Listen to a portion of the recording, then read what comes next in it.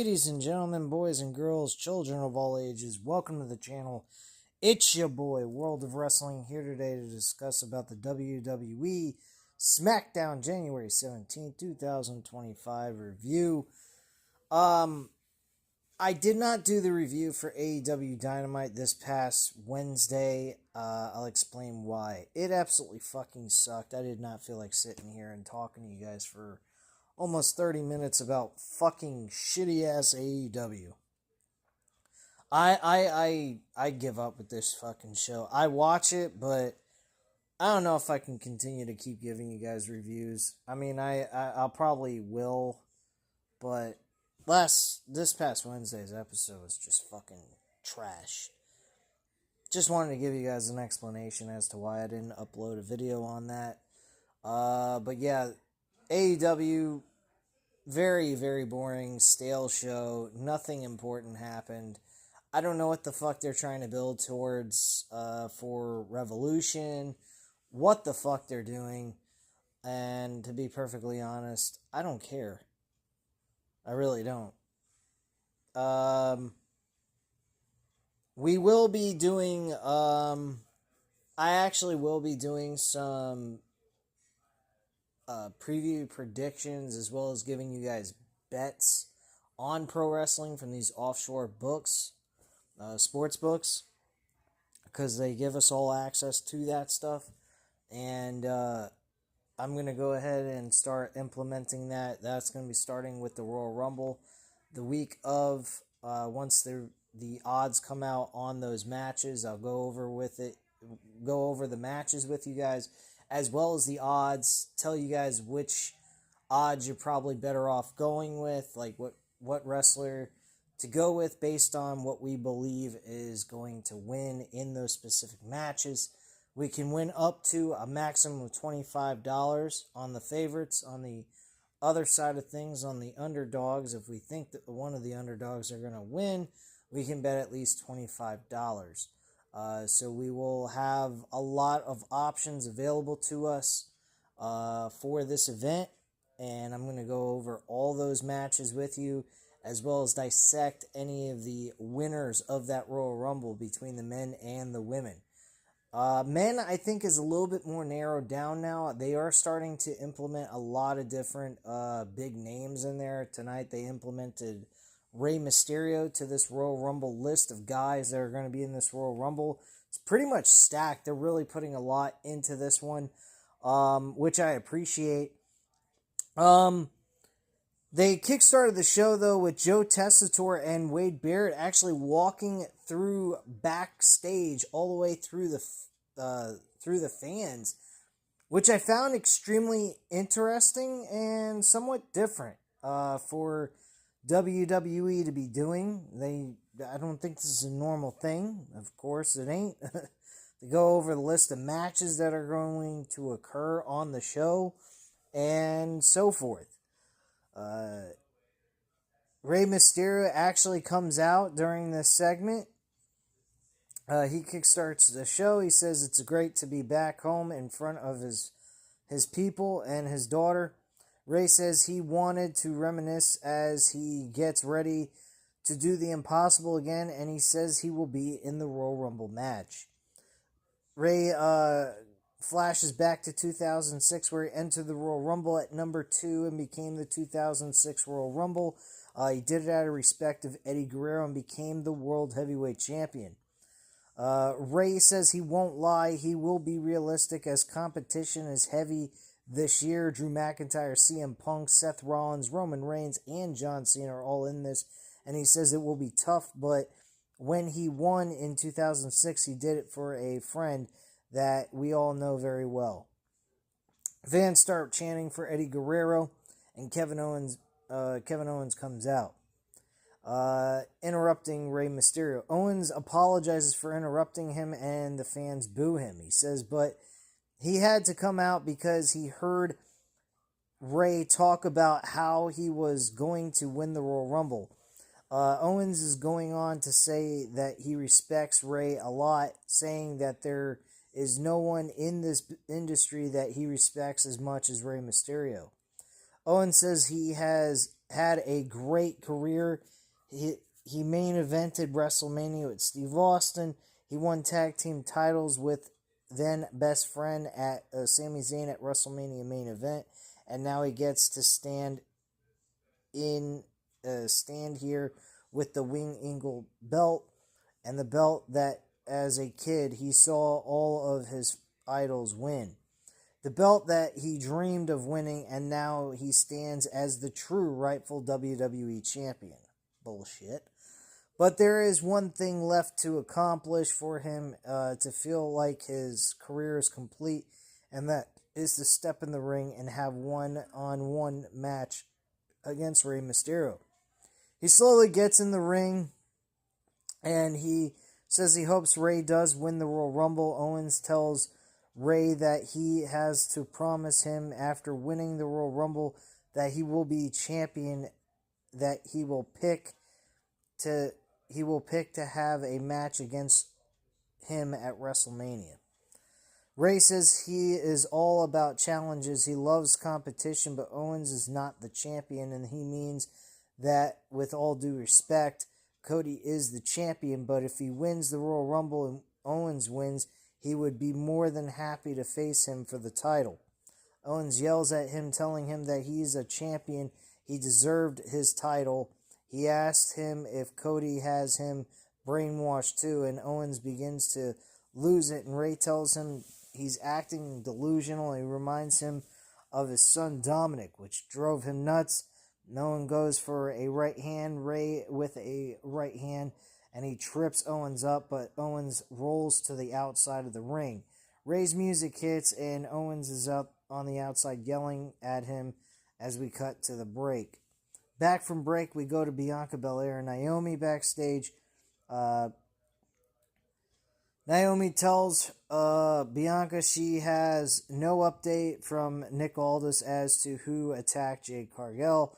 Bianca gets angry, but they talk about their match tonight and how they are still tag team champions. Naomi jokingly tells Bianca that she should tie her braid up to avoid another accident like last week. Bianca ties her hair up, and the two begin to walk down the ring.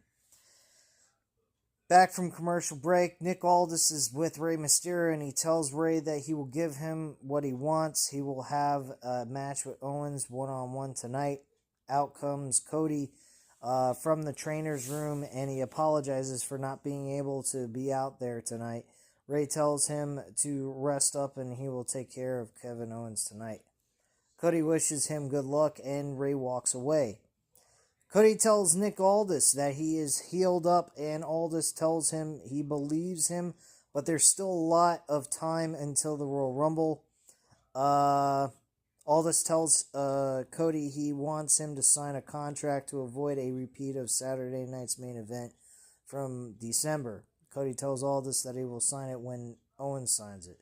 Neither one of these two signed the document, which later on is placed on the show that we are notified that we will see these two actually have a sit-down contract signing for this documentation so that no one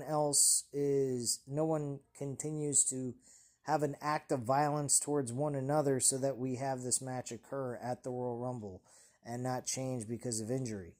So that's what occurs there throughout the show. Neither one decide to sign the contract, and Nick Aldis makes that decision near the end of the show. This is going to be on Saturday night's main event on January 25th, a week before the Royal Rumble pay-per-view. Okay, so we get the Bianca Belair and Naomi tagging together against Nia Jax and Candice LeRae. Nia Jax and Candice LeRae end up losing this match. I didn't particularly care for this match all that much. It wasn't that big of a fucking deal. Bayley and Brian Saxon are backstage. An interview from earlier during the day between Brian Saxon and Bayley airs. She tells him that they all dream about being in the main event on Smackdown, and this night is huge for them. She says this time last year she won the Royal Rumble and she went on to WrestleMania. She doesn't know if she fulfilled her potential during her last title reign, and she's a perfectionist. She felt like her reign was cut short because of Nia Jax and Tiffany Straton, which is very true. She tells Byron that we saw what Tiffany can do, and she is willing to turn on her best friend even. And she's willing to turn on her best friend even. Okay, I don't know what the fuck that's supposed to mean by WrestleView.com. And tonight for her, it's personal. Brian wishes her good luck, and we cut to Joe and Wade Barrett, who discuss the matches later tonight. Next, we're backstage. We cut to Mitchin and B-Fab. Mitchin says the women's U.S. title should have been hers. In comes Piper and Niven and Chelsea, who tells Chelsea that no threats detected. It's safe for her to come in. Chelsea provokes Mitchin, but B-Fab tells Chelsea that had it not been for her mall cop Piper, she would not have been champion. Piper tells B-Fab not to take another step. B-Fab tells her she will talk to Nick Aldis and handle things tonight. We cut to Jimmy Uso, who is backstage, and his music hits for his next match with Carmelo Hayes. This was actually a good match. Unfortunately, the match ended in no contest because of the attack of the Bloodline 2.0 with Jacob Fatu and one of the Tongas. Jacob Fatu actually talked on the microphone to the night, I believe for the very first time in a full-fledged promo. Besides of Solo Sikoa, he tried to cut a promo, but the fans booed him out of the building, so he never got an opportunity to do so. But Jacob Fatu took over the microphone, and boy, did he fucking unload on this crowd. His attitude was the new Bloodline is going to destroy the shit out of the entire WWE. They are going to run this fucking entire place. We don't care if you like us, hate us, whatever the case may be. We are destroying this entire promotion and taking it over pretty much. So the Bloodline are in the ring. Jacob yells at the crowd and tells them to shut up, or they will leave the same way the Chargers left this city. Solo holds up the microphone and he drops it on the mat. He leaves the ring and takes off his red jacket and walks away through the crowd with Jacob Fatu and Tama Tonga standing in the ring. Jacob and Tama Tonga look at each other in the ring, and Jacob grabs a microphone and he says, "This is what it comes to. This is it." Jacob says he is tired of the disrespect. He is tired of the hate, of the envy. But envy him all you want. Even on his worst day, you can't touch him. He doesn't care if they cheer them or boo them. But one thing he won't let them do is act like he never got his. Jacob tells them if they thought he was crazy or off the hinges, the crazy thing about the situation is that he's just getting started. I really loved the way Jacob Fatu was here in this promo. He was fucking badass. Outshined Solo Sikoa heavily. Jacob Fatu, back in MLW, Major League Wrestling, he was the top guy for I think a year and a half as their World Heavyweight Champion. This guy ruled their promotion with an iron fist, with a very good faction. I mean, I didn't watch it consistently. I would catch glimpses of it. But when I heard him talk on the microphone, this guy was unreal what he did. He was fucking entertaining as shit. And I really enjoyed what he offered to that promotion. They lost a really good talent there. It's a shame that there's no other promotions that grow and get bigger so that we could see other promotions besides in AEW or WWE. Um, I'd love to see TNA and MLW get bigger.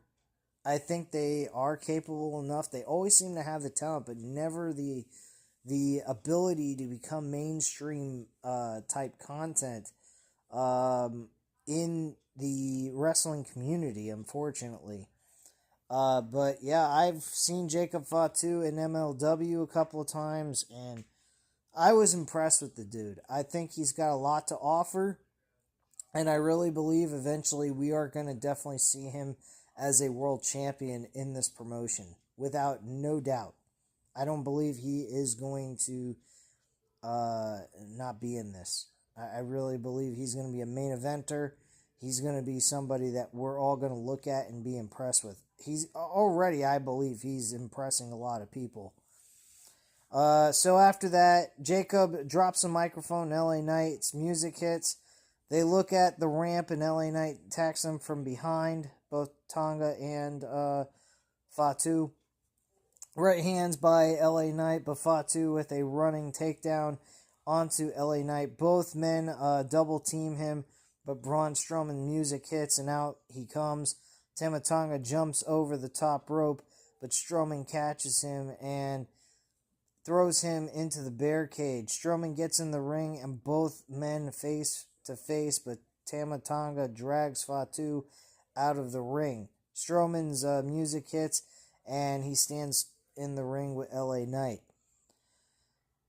Later on in the show, we do get an announcement by Nick Aldis that we will be seeing Jacob Fatu and Braun Strowman one-on-one at Saturday night's main event. I don't find it that's a bad placement for that match, but in all honesty, I think Jacob Fatu deserves to be on pay-per-view at the Royal Rumble, facing Braun Strowman. I think that would have been an appropriate place to put this match. It would have been a nice grudge match for both of these guys to be on a pay-per-view setting. They could have been the ones opening the show. They're probably going to lead towards the Women's Royal Rumble opening the show, the Men's Royal Rumble ending the show, and all the stuff that happens in between. So that's probably the placement of those matches. I think that's the best way to set it up. Depending on who's winning the Royal Rumble from each Royal Rumble, if the women's got something more important or more impressive than the men, I would say put them in the main event. But I don't think that there's going to be anything super impressive or surprising. I think we're going to see Charlotte Flair possibly win, or Becky Lynch, one of those two. Maybe someone else, I'm not sure, but it should be interesting. But the Men's Royal Rumble is so stacked, I can't imagine it being the opener to the Royal Rumble itself. So I honestly think this is going to easily be placed in the main event of the show, without any doubt, most definitely. We cut to Legado del Fantasma backstage. They talk about their match against Motor City Machine Guns, and about how no one is handing them respect. And if you want respect, you take it. That's what Legado does. Next up, we had the Motor City Machine Guns going up against Angel and Berto. This match was fair. It was good. It got ended. It actually ended with Motor City Machine Guns getting the victory. They land the Skull and Bones tag team finisher, and Sabin goes for the cover and got the 1-2-3. This was a fun, entertaining matchup. I thought this was good tag team wrestling. Nice to see Legado del Fantasma getting some spot here and getting some airtime for themselves, so that they, are staying relevant in some sort of situation here. But yeah, I thought this was a fairly decent match. Where this is leading to, it seems like the Motor City Machine Guns are leading towards another tag team title match against the DIY. I would not be opposed against them doing a match at the Royal Rumble. for the tag team titles, it's kind of generic with the Royal Rumble. Generally, we get 2 Royal Rumbles, 2 championship matches, and that's it. We get like 4 fucking matches on an entire show. I mean, this is the Royal Rumble. I think that we can get these matches to move a little. I would like to see the matches move a little quicker. I think 5 matches would be more suitable. But I think a lot of people would probably be okay with just 4 matches, so maybe I'm just overdoing it here. But my attitude is, I mean, there's 2 matches on this card that could be added to this, and that's the Jacob Fatu Braun Strowman match. That would make it number 4, and then you have the tag team titles match between DIY and Motor City Machine Guns. That would be 2 matches there. Both of the Royal Rumbles and the WWE Championship ladder match between Kevin Owens. There's your 5 matches right there. Voila. I think that's a good setup. It would possibly be a little too long depending on how short you made the regular matches. You couldn't shorten the WWE Championship match. I think that match at least deserves almost 20 minutes worth of wrestling for that match itself. But yeah, I think that those matches would have been perfect. Give like 10 minutes to Braun Strowman, Jacob Fatu. About 10 to 12 minutes, maybe 15 minutes to the tag team titles. And then the Royal Rumbles give an hour for both of them. And there you go. You got your matches all set. And I think that would equal out to be a full 3, maybe 3.5 hours, maybe pushing almost 4. So, I mean, people might be for it or against it. But I think this is going to be a huge Royal Rumble pay-per-view. It's going to have a lot of good moments. Probably the best Royal Rumble we're going to see in quite a while. But yeah, I think this Royal Rumble coming up is going to be fucking exciting as hell. And I think we're going to have a blast watching this all unfold. So anyway, Nick Aldis backstage with Kevin Owens. He tells him he needs him to sign the paperwork for him to not have any further issues with Cody Rhodes, such as attacking him or doing anything to him and vice versa. Owens tells him he's not going to sign the contract altogether unless Cody signs it as well. So, later on, like I said, they decide to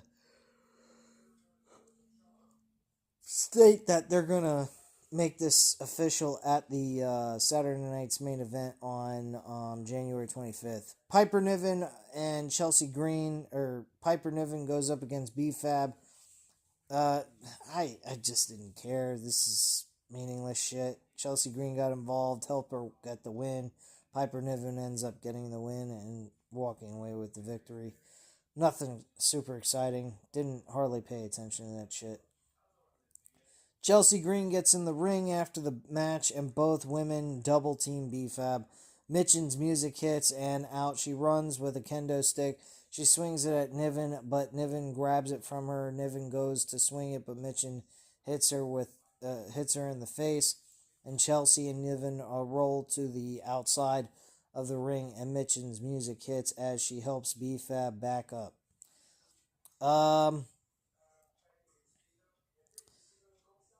Video tribute airs for the WWE Hall of Famer Bob Eckler, a former guy who, if you remember him from that infamous interview with Andre the Giant, where Andre put his hands around his neck and shook him, pretending to choke him.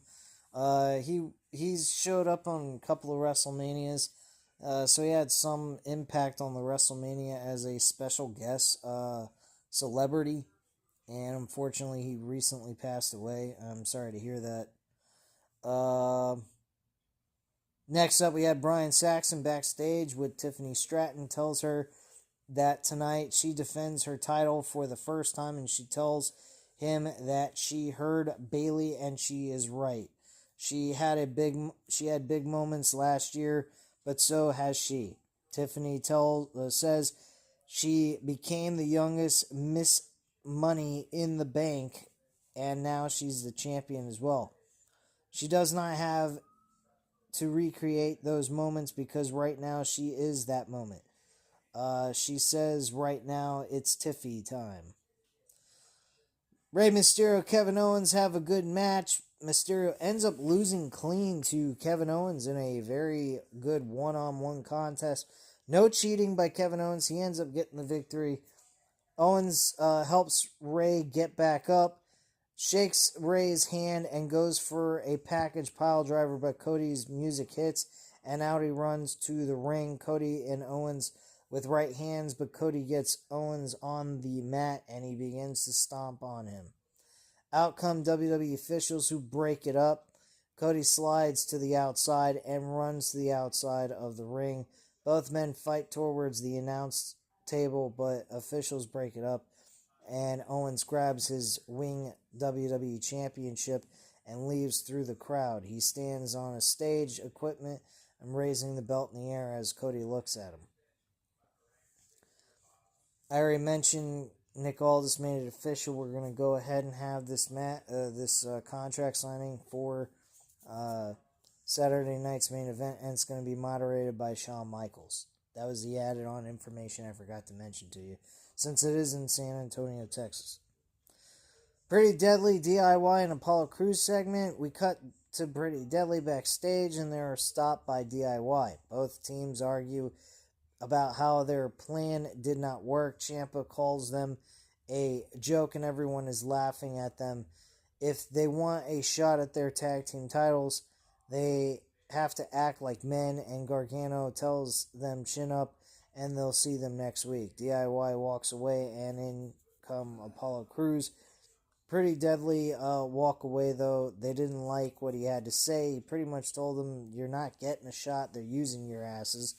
Johnny Gargano then attacks Apollo Crews and throws him into WWE equipment backstage. So, and he told them to keep their names out of his mouth, and that's pretty much that. Next, we had the main event with the WWE Women's Championship. Tiffany Straton defending the title against Bayley. Very good matchup. Very entertaining main event. I thought this really went over well. I think that Tiffany Straton had a nice showing in this matchup, and she wins clean. I thought this was a very, very entertaining match.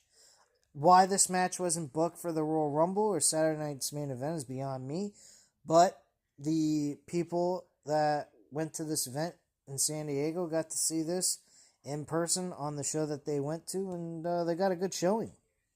I think Tiffany Stratton's got a lot to look forward to, and I think they did an excellent job with her. I think she's doing an excellent job as a performer, and I've told you guys, I'm a fan of Tiffany Stratton. She may be a girly girl, but she will do the things that she needs to do in that ring, and she will do it well. She'll make it look good. And I think that her match with Bayley was very...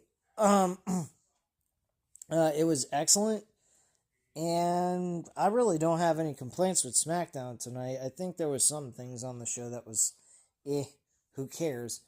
But overall, this show was a pretty solid 3-hour show. The show flowed very well. The third hour did not suck, actually. To be quite frank with you guys, I was very satisfied. They had no fluff. They had everything within that last hour, breaking down from one important segment to the next, and they are pretty much, for this episode anyway, they pretty much nailed it the way they had to make this really work. So I'm very satisfied with SmackDown's episode tonight, and I mean, there's not much to say outside of they just did a good job helping evolve and grow the stories that were taking place for this event, and they just did a fantastic job in my opinion, and I'm looking forward to next week and seeing what happens there as well.